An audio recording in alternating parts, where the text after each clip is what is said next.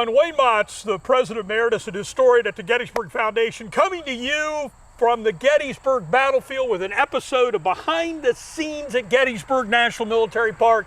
And I'm joined by my friend, my co-worker, Britt Isenberg, who is the program director of our leadership program here at the Gettysburg Foundation. He is also a licensed battlefield guide, a man of much talent, and a published author on this part of the battlefield. So we couldn't ask for a better special guest. Normally, when we're doing this, I'm doing this with Chris Gwynn, our Chief of Interpretation, and Chris joins us on a lot of the videos that we're here. Today, we're going to have Britt as our special guest, who's going to go over the Joseph Sherfy house at the Gettysburg National Military Park, and we'll be lucky to get through this with all the traffic going by. Yep.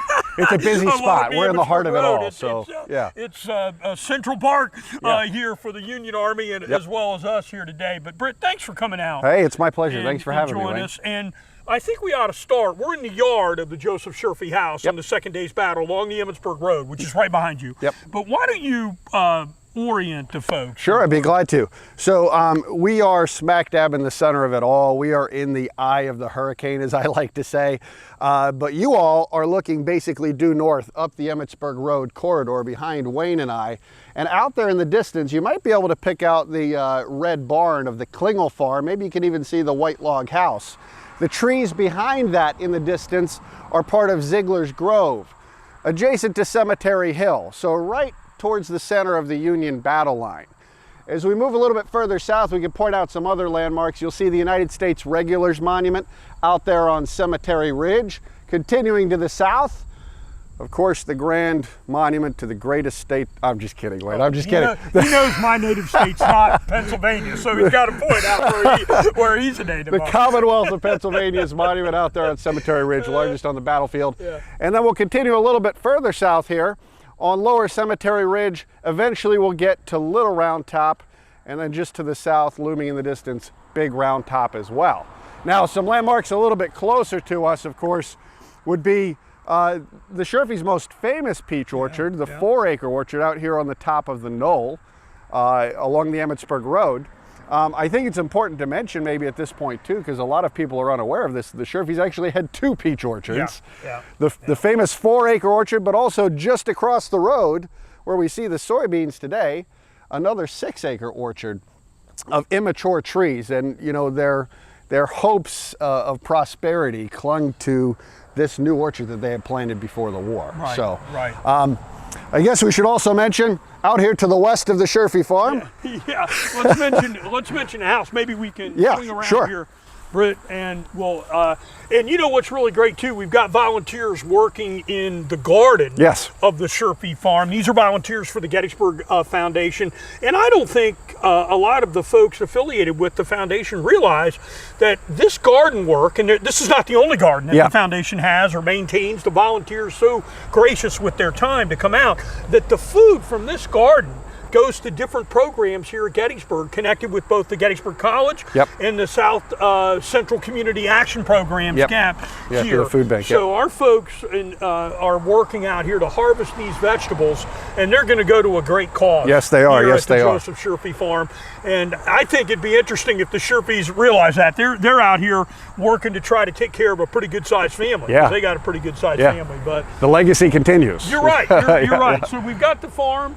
we've got the house, which we're going to talk most about. We're actually going to go inside it. And have hold your breath, everybody. Right. And we also have the barn. And Britt, before we talk about the troops, why don't we discuss the farm itself and talk a little bit about the people that are here, Joseph Sherfy. Because the barn's got some interesting stories. Then we'll talk about the fighting. Sure.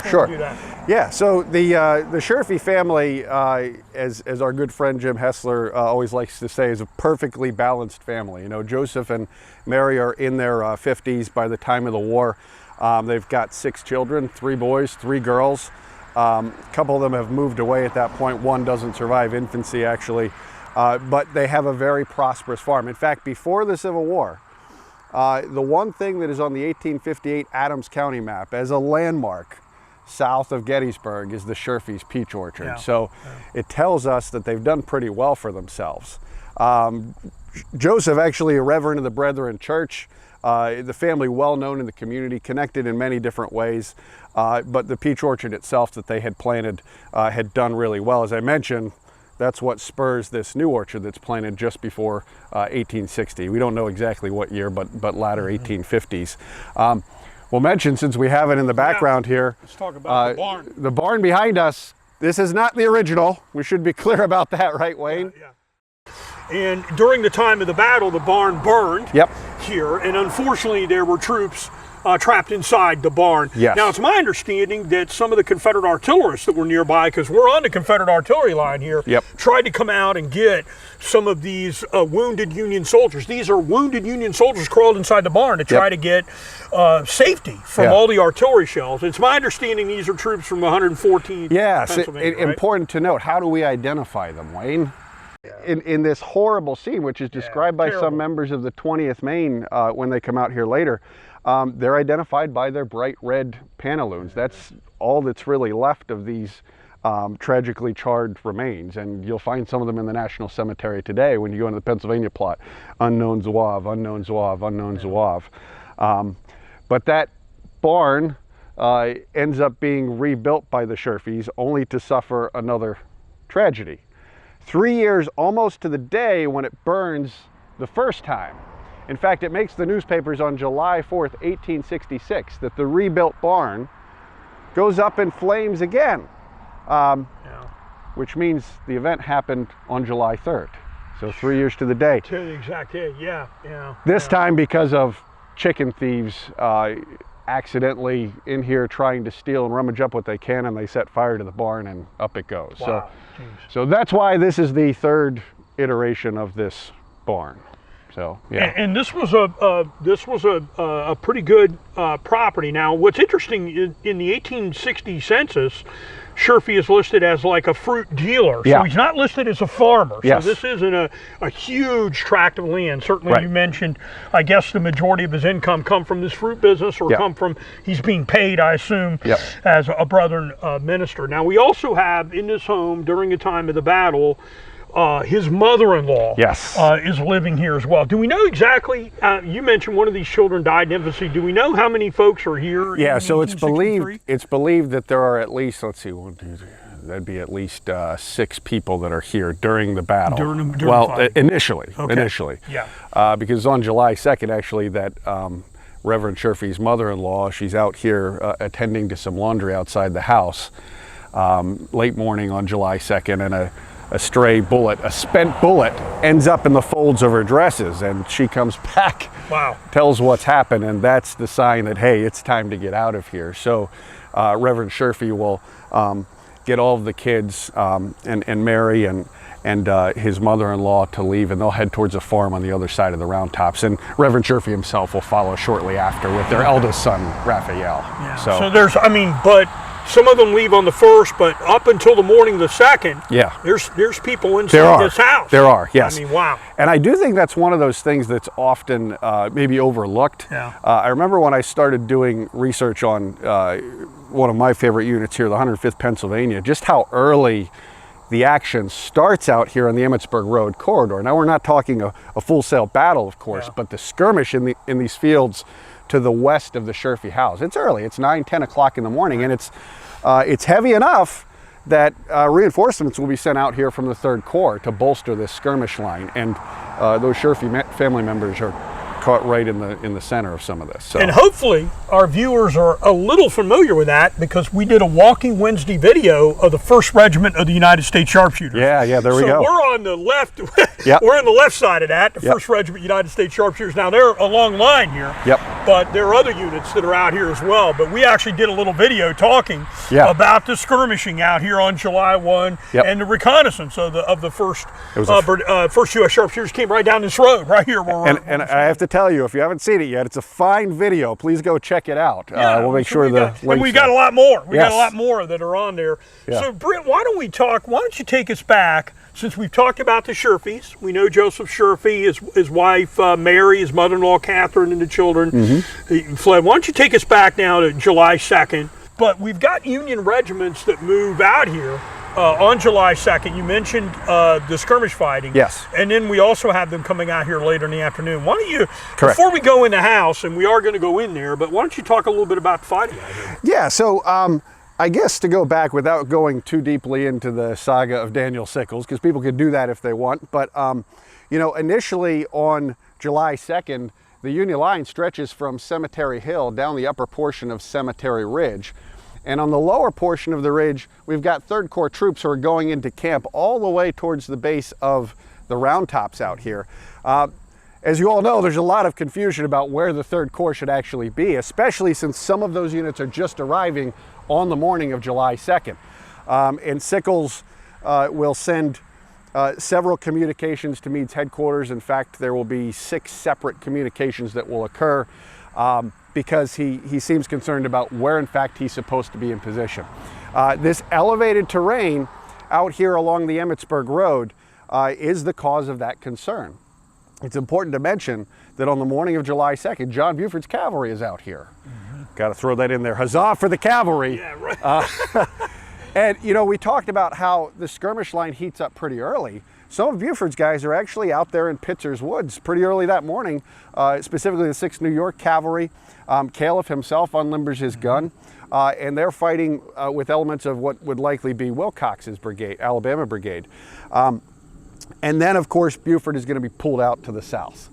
And so that concern just keeps building and building and building. And several different efforts will be made by Sickles and other staff members within the Army of the Potomac to survey this landscape. None of them say you should make this move out here to the Peach Orchard without the authority to do so or without properly inspecting what's in your front, specifically Artillery Chief Henry Hunt, which leads to the U.S. sharpshooters and the Maine boys in Pitzer's Woods as you cover. And finally, Dan Sickles at about 2 o'clock in the afternoon decides that he's going to move the brunt of his force out here to the Emmitsburg Road. Specifically, with the 1st Division, David Balburney's division, Graham's 1st Brigade is going to be deployed right here behind the Emmitsburg Road in a line that stretches up to the Peach Orchard proper. So standing here at the Sherfy property, we're basically along the right side of that brigade line.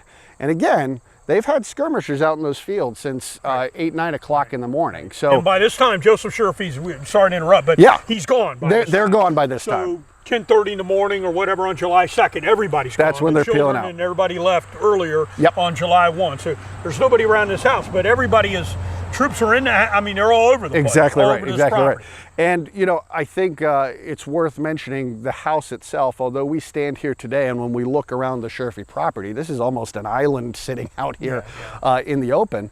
But the house provides these soldiers cover that they need. And we see this elsewhere on the battlefield. Sure.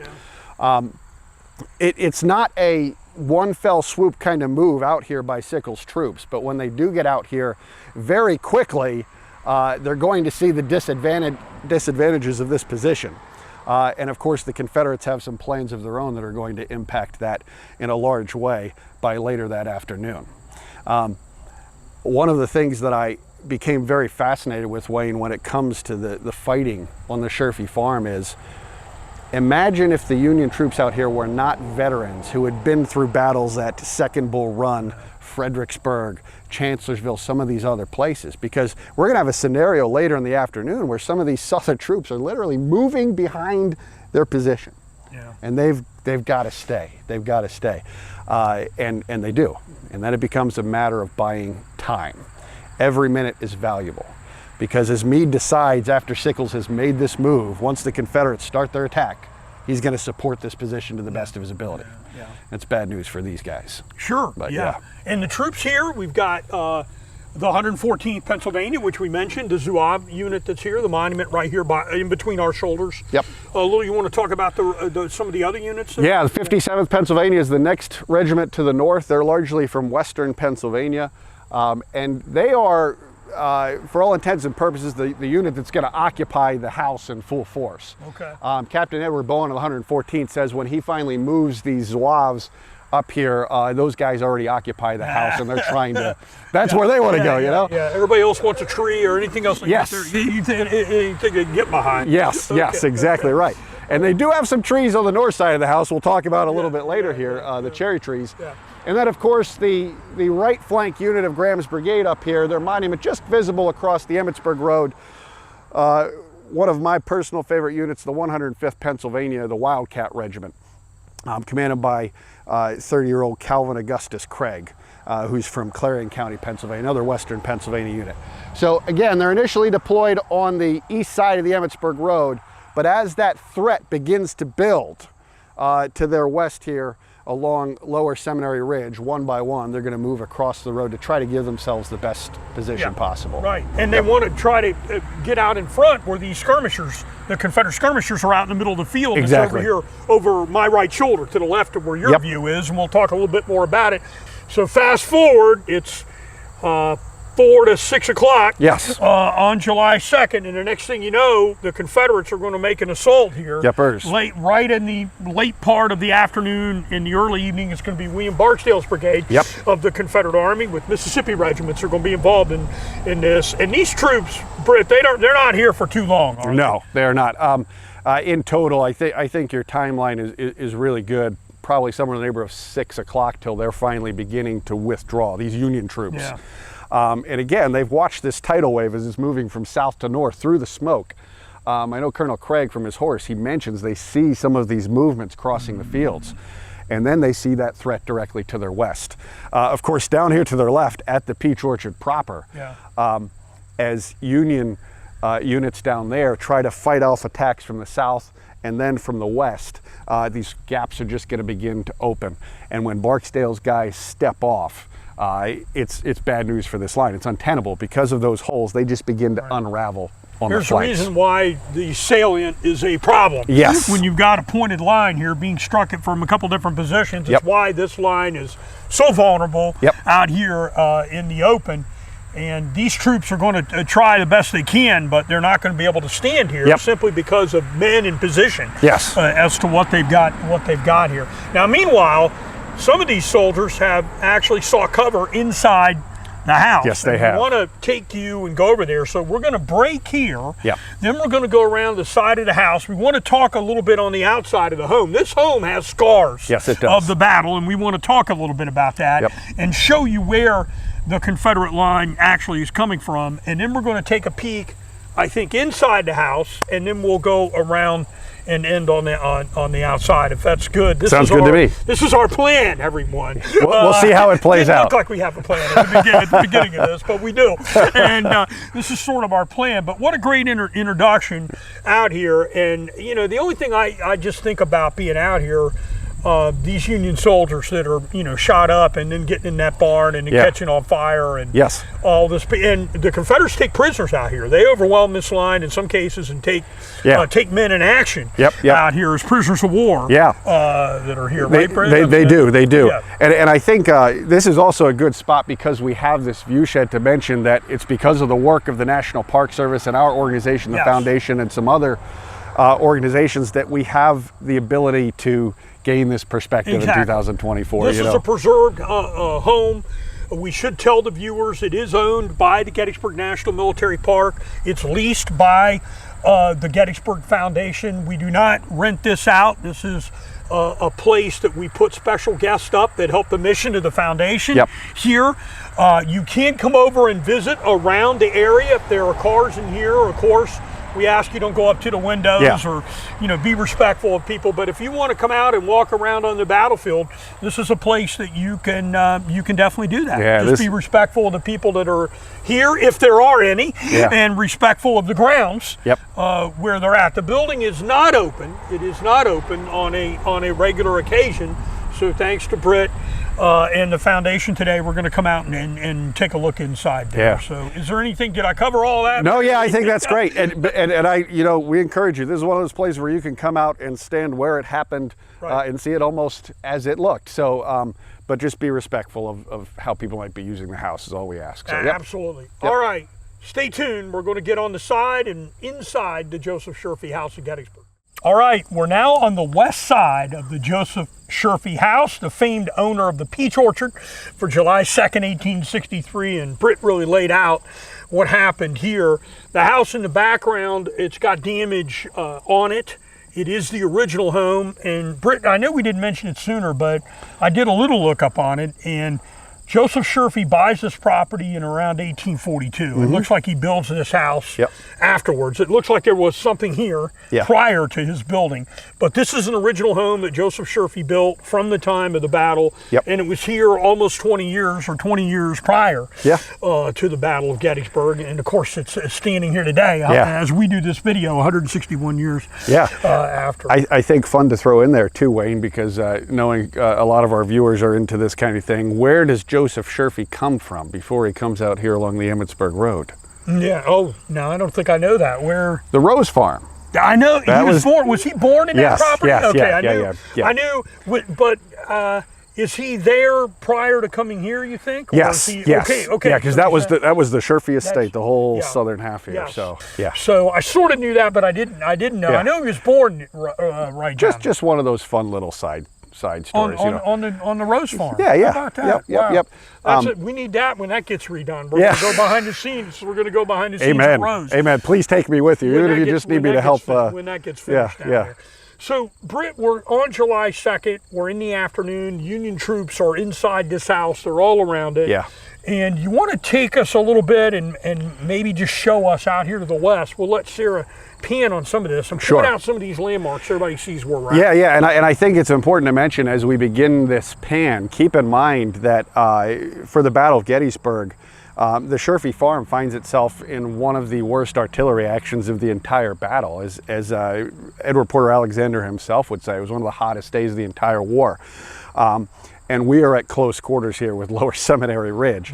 There are, in total, it's estimated about 56 Union guns that will be out here along the Emmitsburg Road, in the Peach Orchard Salient, along the Wheatfield Road, against 47 Confederate guns on Seminary Ridge. But as we begin this pan, we'll look directly to the northwest up here. You'll see the Henry Spangler Farm, which of course most of our viewers would know of as approximately the right of Pickett's charge as it begins to move across the field on Friday, July the 3rd.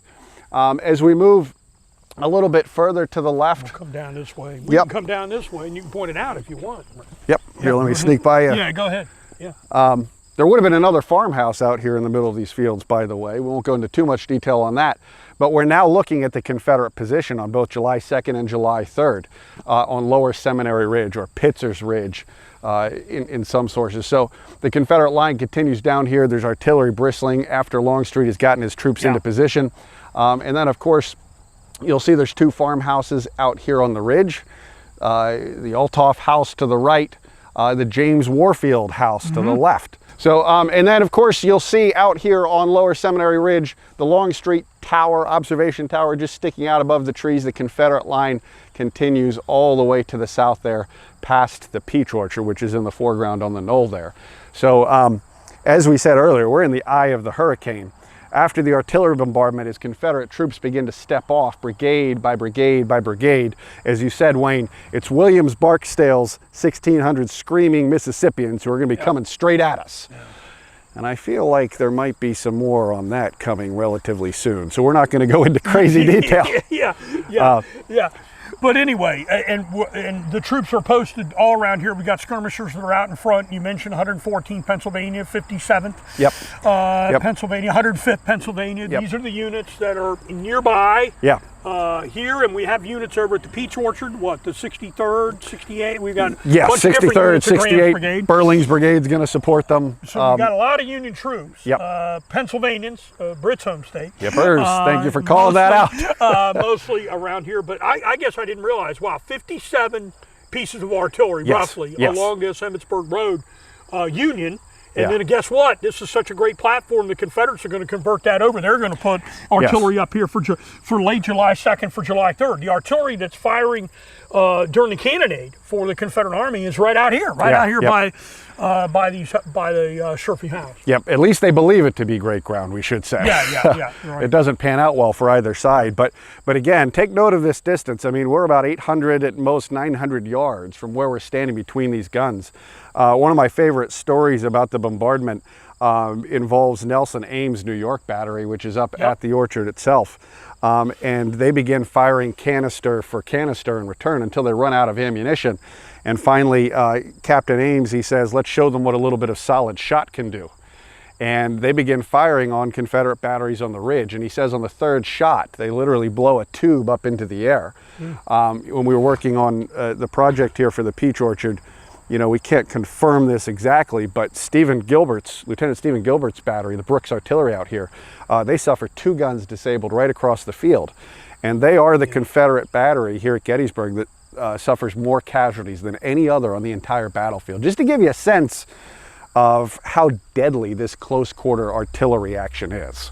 So something to keep in mind when you come out here to the Sherfy. It's good that they had left, and how terrifying and how loud it must have been, which we'll talk more about that when we go into the Sherfy house itself. Yeah. So our next stop is we're going to go inside the Sherfy house, and we've prefaced this before at the different properties that we've done behind the scenes at Gettysburg National Military Park, and we usually have 2 things we say. 1, it's very rough, or 2, it looks really nice. Yes. And it doesn't really look anything like it did. When we went to Bushman, we went to Slider. We've done videos on Bushman and Slider.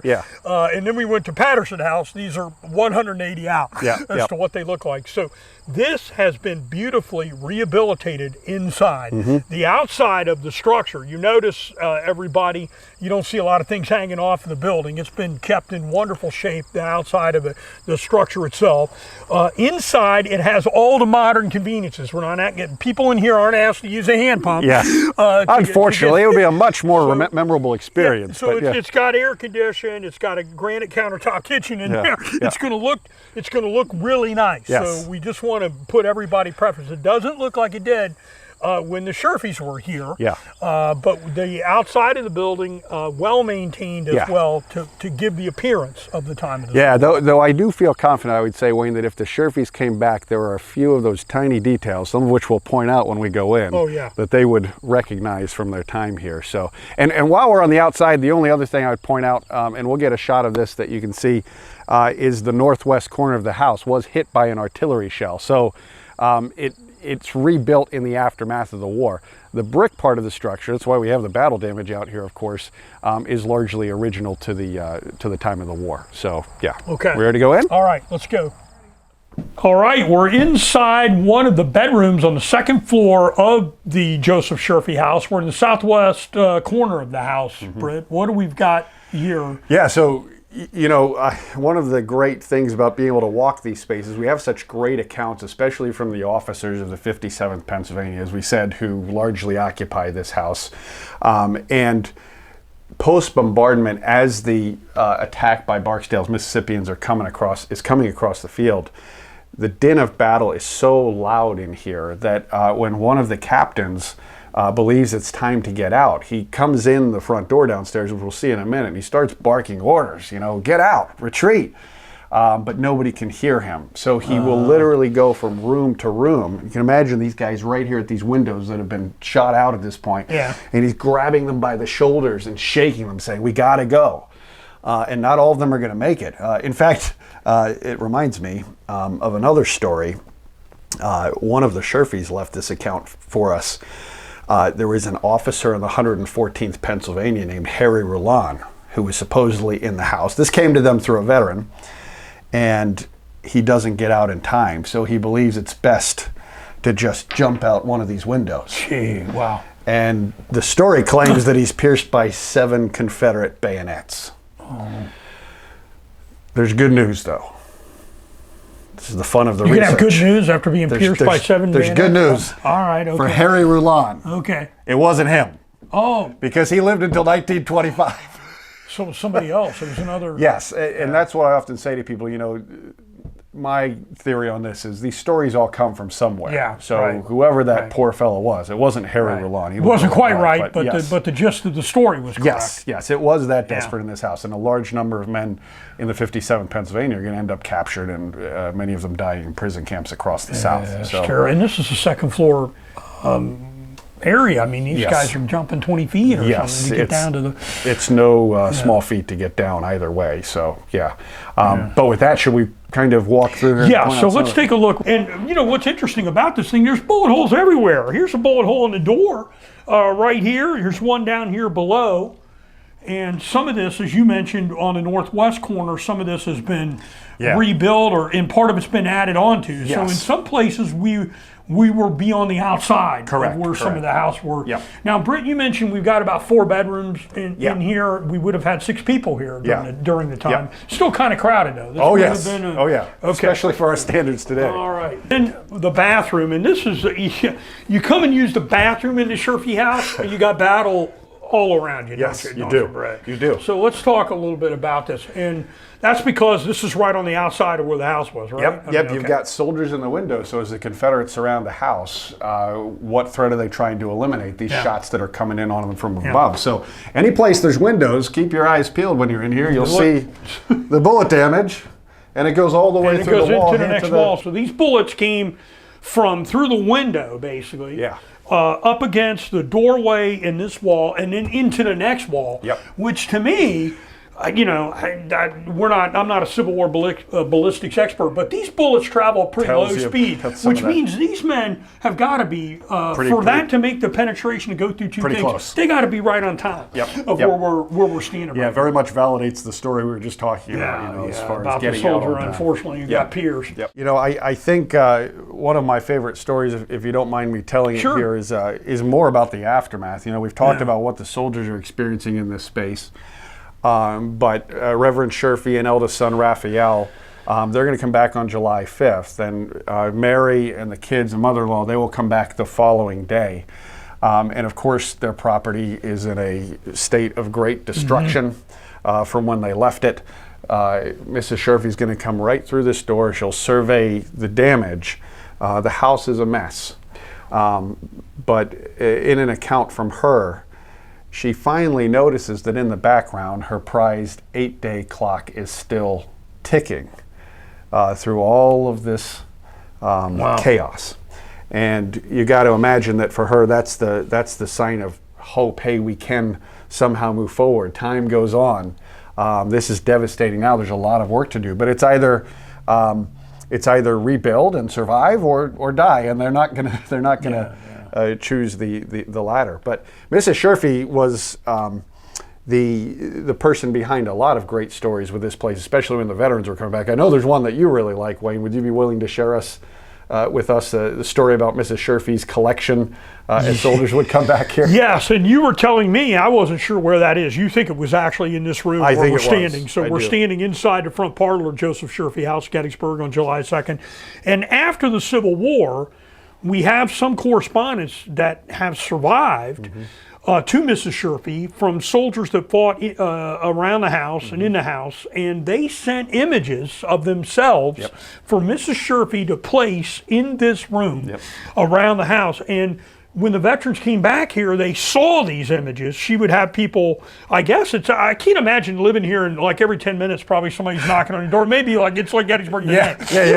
Probably. But the veterans that fought up here in these regiments are stopping by here. Yeah. And they're here especially during the reunions and especially during the dedication of the memorials that are out here in the front yard. And the Sherfys live, until the 1880s, yes, right? Yes, they do. Yep. So they're around for a while, and then the children are around thereafter. But there are images of soldiers collected by Mrs. Sherfy, sent to her, that she actually places in this room. Yep. And I will throw this out there, Wayne. If anybody knows where that collection of images is, we want to find those. They've got to be. I wonder if she noted. There's a letter in one of the files from a soldier in the 63rd Pennsylvania that mentions, "Please place my image next to these men." And he describes his comrades, the people that were with him out here. It's fantastic. So it's just fascinating. Yes. I'm not sure I know of another property here at Gettysburg where anything like that happened. I've never heard of another. I mean, I just think that's a fascinating history. So it's right here inside where the parlor of this is. And I think it speaks too that clearly the Sherfys, especially in their latter years,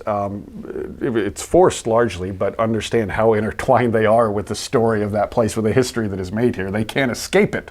Their orchard is largely destroyed because of visitors coming back here who want a souvenir from those orchard trees that they'll turn into things like gavels or walking sticks, you know. But of course, the Sherfy name synonymous with this battle. Absolutely. So we should say inside the house here, after the battle, as you mentioned, terrific damage. The Sherfys did put a claim in. Yes. And did they get any compensation? They don't. $2,466 is what they'll make the claim for on 3 separate occasions. Yeah. And there is a push through state legislation to claim some of that, but it's not going to occur at that amount. So yeah, as an act of war, and this would be common in some of the other properties that we've talked about. But the Sherfys are able to rebuild. They are, and they are able to have a successful post recovery here.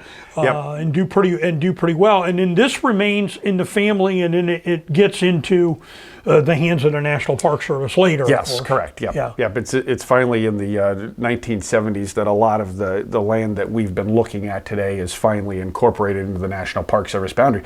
Because again, going back to what we said outside, much of the Emmitsburg Road corridor had been developed by that point. Thanks to some of our residents, like the Eisenhower family. Everybody wants to get down here.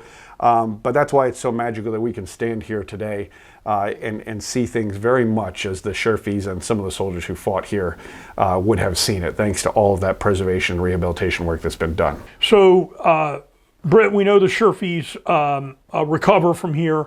There's a lot of reunions. There's people coming out here to this place, and we want to go outside and around to the north side of the house. Yeah. And we've got a great story about the trees that stood on the north side of the house. We want to talk a little bit about that. Is there anything else you want to talk about while we're here? I mean, this is one of those places where we could go on probably literally for hours. But we won't spoil all of that for anybody that might have the pleasure of coming out here to visit the site, or maybe at some point even come in the Sherfy house themselves. So I think it's a good time. We'll head out there. All right, everyone, we just left inside the house. We're on the north side of the house to wrap up our behind the scenes at Gettysburg, inside the Joseph Sherfy house and farm here for July 2nd, 1863.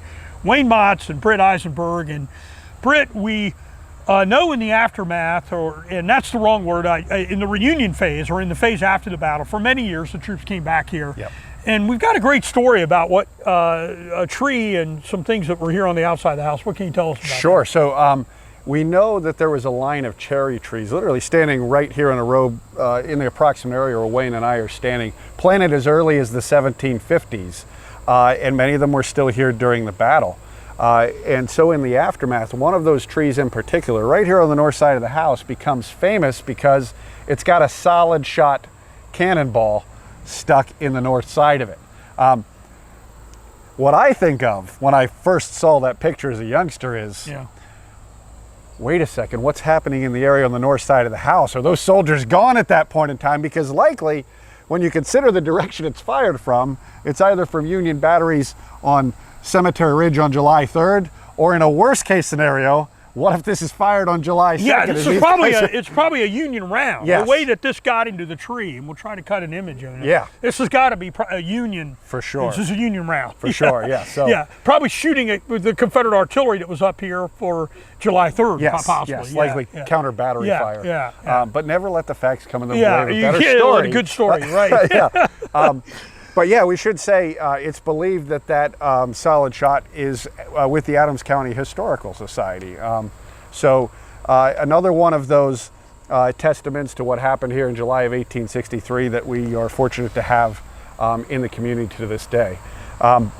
Anything else you want to say on this? No, I want you to talk about what you have that you want to read. I think that's interesting. Great, yeah, so thank you.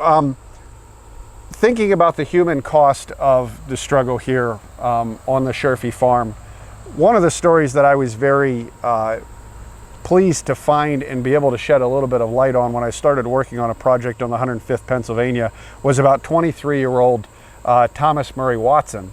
And I was somewhat surprised by what I discovered in a local newspaper from Apollo, Pennsylvania. And it was about how he fought here at Gettysburg, and his mother found out that he had been mortally wounded here, and she makes the trek from Apollo, Pennsylvania, the western part of the state, all the way here to the Gettysburg Battlefield to try to find her son. And she does, and very eloquently, very profoundly, she puts his dying words into a poem that is printed in Apollo, Pennsylvania. I'll just read a few lines, but I won't read the whole thing. And this is in the 105th Pennsylvania. 105th Pennsylvania, the Wildcat Regiment. 23-year-old Thomas Murray Watson. His dying words, he says, "Mother, I am glad to see you. I have longed for some friend to cool my burning brow and cheer me and comfort me till life would end. I did not look for you, dear mother, although I longed to see your face. My life is almost done, dear mother. Soon you will see my face no more, but I hope in heaven to meet you when your sorrow here is o'er. It seems so hard that I should die so far away from those I love, but God has spared my life to see you, ere my spirit soared above." And what's remarkable about this poem is that he lives long enough to see his mother, and he talks about how after being wounded on July 2nd, a kind soldier takes his personal Bible and puts it under his head to ease some of his burden. And he believes that is what got him through to be able to see his mother one last time. Mrs. Watson, she will detail how she takes her son's remains westward via rail, but they can't get transportation up to Apollo, so she'll put the remains on a river barge, and finally, after 3 weeks, they'll make it to Apollo, where he's interred in the town cemetery there, along with another famous Gettysburg figure, Samuel McCartney Jackson, commander of the 11th Pennsylvania Reserves, grandfather of Jimmy Stewart. Yeah. Jimmy Stewart's grandfather buried from that same place. Yes. Yeah. So I think what I would say is, I don't want to speak for you, but I think this is part of what gets all of us when it comes to this history, is no matter where you go in this country, there is a tie to this conflict. So if you're ever passing out through Western Pennsylvania in Apollo, stop in, visit the cemetery, and pay your respects. The impact of this fight around the Sherfy Farm was far-reaching, and not just, of course, for Northern soldiers, but for Southern soldiers as well. From Isaac Stamps to you name it, William Barksdale himself.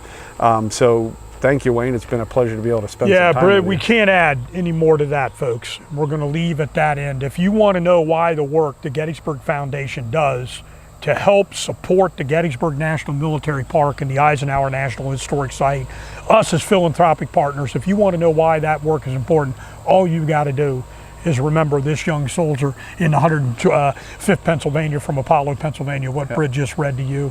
It's the reason why we need to continue to do the things we do. We hope you enjoyed and learned and were moved by this episode of Behind the Scenes at Gettysburg at the Joseph Sherfy Farm with Britt Isenberg and Wayne Motts. Please share, like, follow us on social media, keep up with us, and thank you for all you do to help us.